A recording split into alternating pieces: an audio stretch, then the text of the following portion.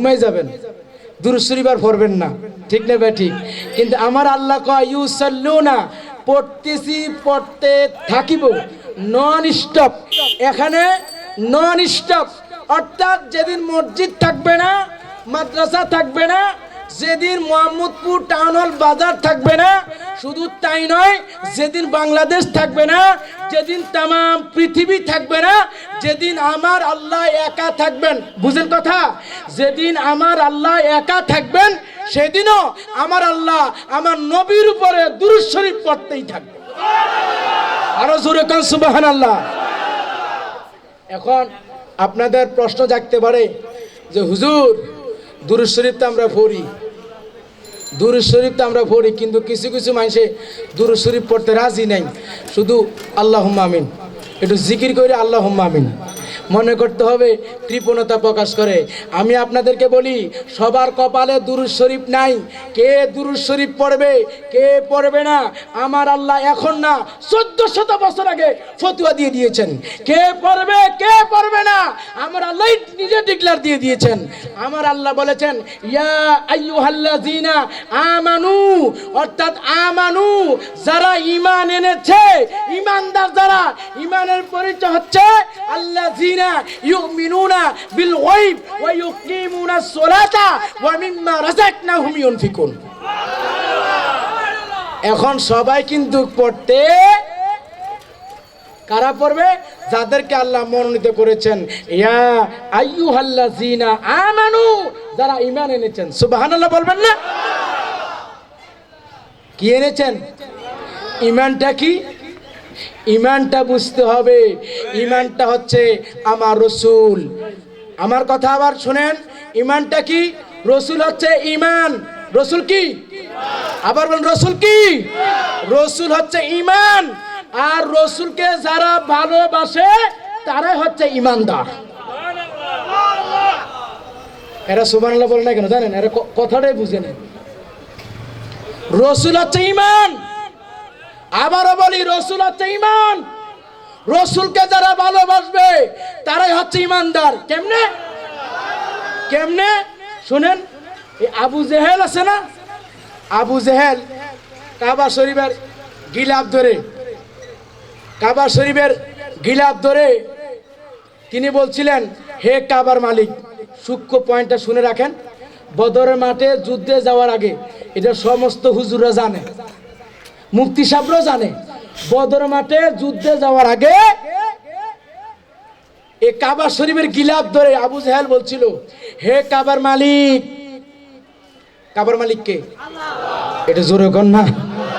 হে কাবার মালিক, আমি আব্দুল্লাহর ছেলে মুহাম্মদের বিরুদ্ধে যুদ্ধের ময়দানে যাচ্ছি, তুমি আমাকে যুদ্ধে জয় করে দাও। নাউজুবিল্লাহ, নাউজুবিল্লাহ।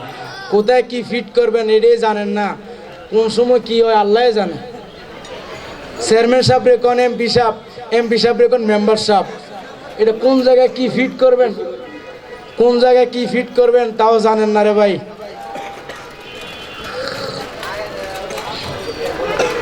বন্ধুরা আমার, বাবারা আমার, জোরে কোন নাউজুবিল্লাহ। এখন নাউজুবিল্লাহ তো বলছেন, দেখেন এখানে একটা সূক্ষ্ম পয়েন্ট আছে। কিন্তু কাবার মালিক আল্লাহরে আবু জেহেল মানে, কিন্তু কি মানে না? হ্যাঁ, তো বুঝে গেছেন, ওয়াজ আর লাগবে না। কাবার মালিক আল্লাহকে মানে আবু জেহেল। আমাদের বাংলাদেশেও এখনো আবু জেহেল আছে, ঠিক না বে ঠিক? জোরে কোন ঠিক না বে ঠিক? কোরআনের মাহফিল হবে, ইসলামের কথা হবে, শুহাদায়ে কারবালার মাহফিল হবে, পুলিশ রেপ দিয়ে ঘেরাও করে ফেলে, ঠিক না বে ঠিক? বন্ধুরা আমার, মনে রাখবেন, এই বাংলাদেশে পয়লা বৈশাখ হোক আর যত কিছু হোক, বাংলাদেশে হয় না? হয়নি। আবু জেহেল আছে। আল্লাহ মানে কিন্তু রসুল মানে না। বন্ধুরা আমার, বাবারা আমার, আমার আলোচনা অন্যদিকে নেবেন না। আমি আপনাদেরকে এতটুকু বুঝাতে চাই, আবু জেহেল আল্লাহ মানে কিন্তু রসুল মানে না। কারণ রসুল মানার নামটাতে হচ্ছে ঈমান, লা ইলাহা ইল্লাল্লাহু মুহাম্মাদুর রাসূলুল্লাহ, ঠিক না বে ঠিক? আল্লাহ মানা কমপ্লিট ঈমান নয়, করে নিয়ে যান, প্রয়োজনে আমার নামে মামলা করবেন যদি রং কথা বলে থাকি। আল্লাহ মানা কমপ্লিট ইমান নয়, আল্লাহ এবং রসুলকে উভয়কে ইমানের সহিত মানা ইমানদার লক্ষণ। এটা হচ্ছে কমপ্লিট ইমান। এটার নাম কি? এখন শুহাদায়ে কারবালা যে সত্যের জন্য জীবন দিতে হবে আওলাদ রসুলকে, কারণ গ্রুপ মিলে গেছে, রক্তের গ্রুপ মিলে গেছে, অন্যটা মিলে নাই। কারণ নবীজির রক্ত তায়েফের ময়দানে ইসলামের জন্য তো হয়েছে নাকি? হ্যাঁ, বদরের মাঠে, এরপরে সিপ্পিনে কিসের জন্য হলো যুদ্ধ? ইসলামের জন্য যুদ্ধ। আপনারা কি ইসলাম মানেননি? কারা কারা ইসলাম মানেন না হাত উঠান।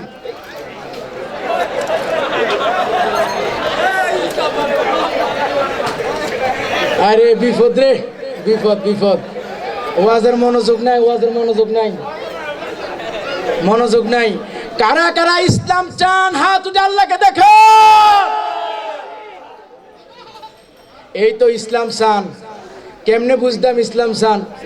আমাকে সমস্ত খবরে কয় ধর্ম যার যার, আনন্দ উৎসব সবার। ঠিক না ভাই? ঠিক। আরে ইসলাম রে কয় ধর্ম যার যার, আনন্দ উৎসব সবার। ভালোই তো, আপনারা যখন ঈদের নামাজ পড়বেন হেগরে ডাক দিয়েন যে তোরা পড়। এরপরে আপনারা যখন কোরবানি গরু কাটবেন না, তখন ওনাদের ডাক দিবেন, রে তোর একটু গোস্ত দিব, তুই রান্না ধর, তুই একটু সুন্দর করে চামড়াটা কাট। ঠিক না? আমাকে এই কিছু যুবক আছে, কিছু নামদারি মুসলমান আছে, আর বাদ্য হুনলেই দৌড়, দৌড় দিয়ে বাস ওকে মন্ডলে যাইয়া হেগর লোকে সামিল। ঠিক না ভাই? ঠিক। জোরে বলেন ঠিক না ভাই? ঠিক। এমন খুদার কাছে যায় যে খুদারে ফেসাইয়া ফুসাইয়া একা দাঁড়ায় থাকতে পারে না, ফাঁসার মধ্যে লাঠি দিয়ে খাড়া করন লাগে। ঠিক না ভাই? ঠিক। এই সে মুসলমান। ঠিক না? আরে মুসলমান, আল্লাহকে মানো কি না? জোরে বলে মানো কি না? আল্লাহকে আমরা চাই কি না? আল্লাহর পথে চলতে চাই কি না? আল্লাহকে যদি ভয় করে থাকো, আল্লাহ বলেছেন পৃথিবীতে যত ধর্ম রয়েছেন, যত ধর্ম রয়েছে, সবচেয়ে মনোনীত ধর্ম ইন্নাদ্দীনা ইনদাল্লাহিল ইসলাম। আমার কাছে ইসলামটা হচ্ছে মনোনীত ধর্ম। জোরে কোন সুবহানাল্লাহ। তাহলে ও মুসলমান, কোন দিকে দৌড় দাও? মুখে কও ভালোবাসি, কাজে ঠুস। ঠিক নেই? মুখে কও ভালোবাসি, রক্ত দিব, সব দিব, কিন্তু পিছন দিয়ে খোঁজ করলে নাই। ঠিক না ভাই? ঠিক। জোরে বলেন ঠিক না ভাই? ঠিক। মুনাফিকির লক্ষণ, মুনাফিকির লক্ষণ এটা হবে না। মুনাফিকির লক্ষণ এটা। আমরা কি মুনাফিক হতে চান নাকি? শুধু ওয়া ইয়াকা নাস্তাইন, আপনি নামাজের সময় কিন্তু বলছেন যে আল্লাহ ইয়াকা নাবুদু ওয়া ইয়াকা নাস্তাইন, আমরা তোমার ইবাদত করি, তোমারই সাহায্য চাই। জোরে বলেন ঠিক কিনা? তাহলে ইয়াকা নাবুদু ওয়া ইয়াকা নাস্তাইন, এরপরে বলছেন ইহদিনাস সিরাতাল মুস্তাকিম, বলেন নাই? তাহলে ইহদিনাস সিরাতাল মুস্তাকিম, আল্লাহ আমাদেরকে সহজ সঠিক একটা রাস্তা দেখাও। সিরাতাল্লাযিনা আনআমতা আলাইহিম, যেই পথে তোমার নিয়ামত প্রাপ্তরা, যেই পথে চললে তুমি খুশি হবা, ওই পথে পরিচালিত করো। গায়রুল মাগদুবি আলাইহিম ওয়ালাদ-দাল্লিল আমিন। আল্লাহ আমাকে গায়ের পথে নিও না, যেই পথে তুমি বেজার, যেই পথে তুমি নারাজ, ওই পথে আমাদেরকে পরিচালিত করো না। কিন্তু নামাজের সময় ঠিকই তো বলছেন, নামাজে মসজিদে যতক্ষণ আছেন এই মুখ দিয়ে কইছেন, কিন্তু মসজিদ থেকে বাইর হইলেই তো বাটপারি শুরু করলেন। ঠিক কিনা বলেন না কেন? মসজিদে যতক্ষণ দেন কইতেছেন মুখ দিয়া, মসজিদ থেকে বাইরে কি শয়তানে ধরে? হ্যাঁ, যারা মুমিন, যারা মুমিন তাদের জবান মুখে এক, কাজেও এক। আপনি মসজিদে বলেছেন, ঘরে বলেছেন গায়রিল মাগদুবি আলাইহিম, আল্লাহ পথভ্রষ্টদের দিকে নিও না, কিন্তু আপনি তো যাইতেছেন। যখন আপনি এই দিকে যাবেন, লাত্তি দিব, যাও তুমি যাও, এই দিকে যাও। এখন অনেকে বলে হুজুর আমরা তো নামাজ পড়ি, রোজা রাখি, হজ করি, যাকাত দেই, ব্যবসা বাণিজ্য ঠিকঠাক, কিন্তু ব্যবসা লস, তারপর নামাজও পড়ি, নামাজও পড়ি, সব কিছু ঠিকঠাক, কিন্তু ওইটা যে আমার লগে দিয়ে থাকে, ও ব্যবসা বাণিজ্য করে, ও ওজনে কম দেয়, খাদ্য ভেজাল করে, এরপরও নামাজ পড়ে না, রোজা রাখে না, তারপরে ও ঠিকঠাক থাকে, এরকম কয় না? জোরে বলেন, বলে না? মোহাম্মদপুরে মনে হয় বলে না, বলে?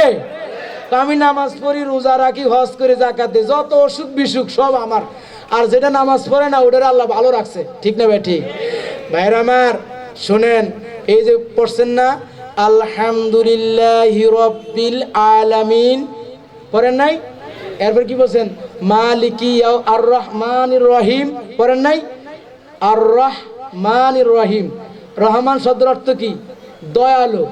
রাহিম শব্দের অর্থ কি? অতি দয়ালু, ঠিক না ভাই? ঠিক।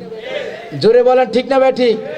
এই যে রহিম, রহমান, এই রহমান শব্দটা তাফসিরে ইবনে কাসির, তাফসিরে ইবনে কাসির এটার ব্যাখ্যায় দেখবেন আপনারা যে রহমান শব্দটা এমন দয়ালু। দয়ালু কেমন?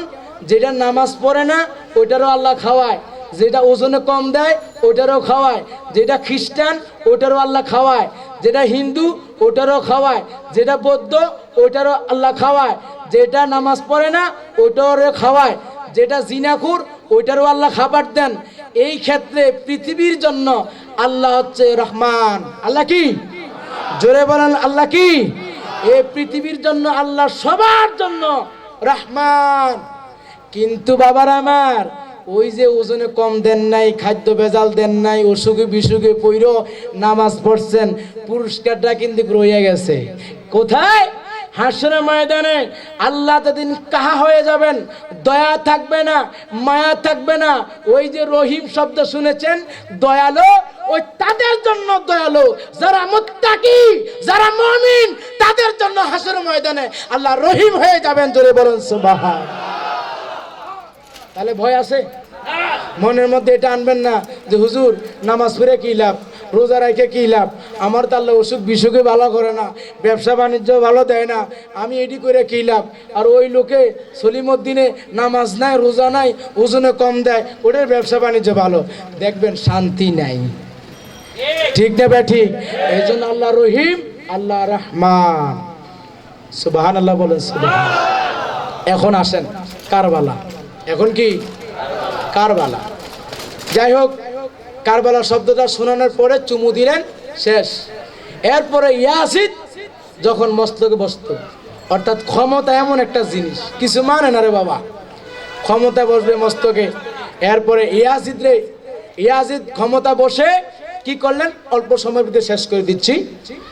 এমন কাজ করলেন যেটা হারাম, যেটা কি হারাম, এটা করলো হালাল, যেটা হালাল এটারে করলো হারাম। কথা কি বুঝতে পারতেছেন? ইয়াজিদ ক্ষমতা বসে কি করলো? যেমন মদ খাওয়া কি জোরে ভাই, মদ খাওয়া হারাম, ইয়াজিদ এসে করলো কি এটা হারাম না, এটা হালাল। এই নাউজুবিল্লাহ দুই একজনে বললেন। এখন ইমাম হুসেন যখন দেখলেন যে ইয়াজিদ হালালকে হারাম কয়, হারামকে হালাল বলে, তার কাছে ইসলাম নিরাপদ নয়, ঠিক না বে ঠিক? এখন যখন দেখলো নিরাপদ নয়, তখন এই ইমাম হোসেনকে যখন বলল যে তুমি ইয়াজিদের হাতে বায়াত গ্রহণ করো, তখন ইমাম হোসেন তো সত্যের জন্য, ঠিক না বে ঠিক? ইমাম হোসেন কিসের জন্য? ইমাম হোসেন যখন দেখলো যে ইয়াজিদ হালালকে হারাম কয়, হারামকে হালাল কয়, না এটা তো আমার নানাজি সুন্নত তরিকা নাই, এটা শরীয়তের বরখেলাফ, এটা করা যাবে না। তখন তিনি চিন্তা করলেন, আমি যদি এখন এই মাদিনাতে থাকি তাহলে আমাকে তারা বাধ্য করবে বায়াত গ্রহণ করার জন্য, না আমি মরে যাব কিন্তু ইয়াজিদের হাতে বায়াত গ্রহণ করব। দেখবেন আমাদের সমাজে অনেক মানুষ আছে যারা আল্লাহর উপরে কনফিডেন্স 100%, তারা বলে কি জানেন? আল্লাহ কাটুক মারুক যা খুশি এটা আল্লাহই করবে, ঠিক না বেটি? সুখে থাকলো আলহামদুলিল্লাহ, দুঃখে থাকলেও। আর আমরা যদি এখন কই দোস্ত কেমন আছিস রে, তারে ভালো না রে, কিসে? ও ব্যবসা বাণিজ্য ভালো না। কিন্তু খেয়াল করে দেন, যদি জিজ্ঞেস করে যে সকালবেলা কি দিয়ে ভাত খাইছস, কইব যে মোটামুটি ভালোই, ভাত আসিল, মাংস আসিল, গরু, এরপরে ছাগল, এর শিং মাছ ভাজি, আলু ভর্তা সব খাইছি, এরপরেও খারাপ বলে। কিন্তু একটু যখন বলবেন আলহামদুলিল্লাহ আমি ভালো আছি, আল্লাহ বলবে বান্দারে এত কষ্ট দেই, তারপরও আল্লাহ বান্দার কাছে বলে যে আমি ভালো আছি আলহামদুলিল্লাহ। মুমিন বান্দার খাসলত এটাই হওয়া উচিত। কথা কি বুঝতে পারতেছেন? ইমাম হোসেন যখন দেখলেন যে ওর কাছে এটা নিরাপদ না, তখন বাধ্য করবে, এর জন্য তিনি মাদিনা থেকে মক্কার দিকে রওনা করবেন। অর্থাৎ মক্কার মধ্যে হেরেম শরীফের মধ্যে মাসি মারা যাবে না। বুঝেন কথা? মাসি মারা যাবে না, হত্যা করা যাবে না, ঝগড়া করা যাবে না। হাজী সাহেব এটা জানেন ভালো মতো। ঠিক ইমাম হোসেন রাদিয়াল্লাহু তাআলা আনহু তিনি খেয়াল করলেন যে আমি এখানে থাকবো না, আমি মক্কার দিকে চলে যাই, হেরেম শরীফের দিকে চলে যাই। জোরে বলুন সুবহান। এখন মদিনার মধ্যে নবীর প্রেমিক আছে না নাই? জোরে বলেন আছে না নাই? মদিনার মধ্যে নবীর প্রেমিক আছে না নাই? এখন মোহাম্মদপুরে সবাই কি বেনামাজি নাকি নামাজি আছে না নাই? হ্যাঁ, ঠিক ইমাম হোসেন যখন মক্কায় চলে গেলেন, ইমাম হোসেন যখন মক্কায় চলে গেলেন, তখন কিছু নবীর প্রেমিক, কিছু আওলাদে রসুলের প্রেমিক, তারা চিন্তা করলো ইমাম হোসেন যখন চলে গেল, আমরা এখন বায়াত গ্রহণ করব কোথায়? কিন্তু আমাদের জীবন থাকতেই তো আমরা নাফরমান, আমরা ইয়াজিদের কাছে মাথা নত করব না।